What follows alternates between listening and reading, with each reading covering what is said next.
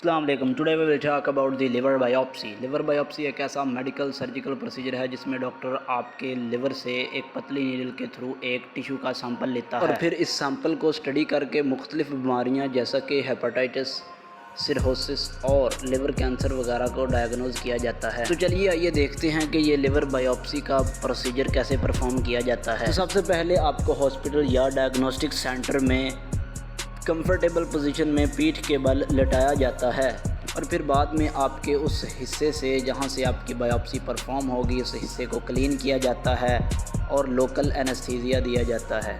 Anaesthesia का main मकसद यही होता है कि आपको प्रोसीजर के दौरान जो पेन हो वो फील ना हो। एनेस्थीसिया देने के बाद जब लिवर और उसके इर्द गिर्द के टिश्यू सुन्न हो जाते हैं तो फिर डॉक्टर एक नीडल को आपके लिवर तक इंसर्ट करता है।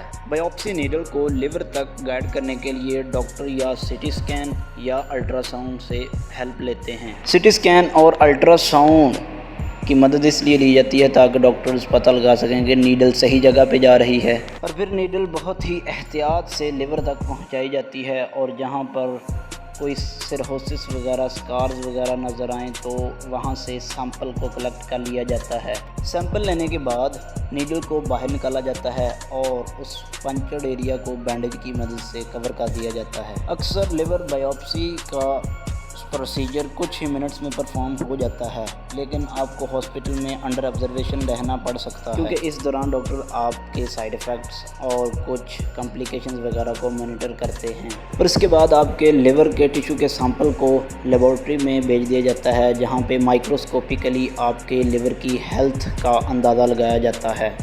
इस बायोप्सी टेस्ट से डॉक्टर को आपके लिवर की बीमारियों को अच्छी तरह से डायग्नोज करने में मदद मिलती है और वो आपको सही ट्रीटमेंट दे सकते हैं। लिवर बायोप्सी के बाद आपको आराम की ज़रूरत होती है।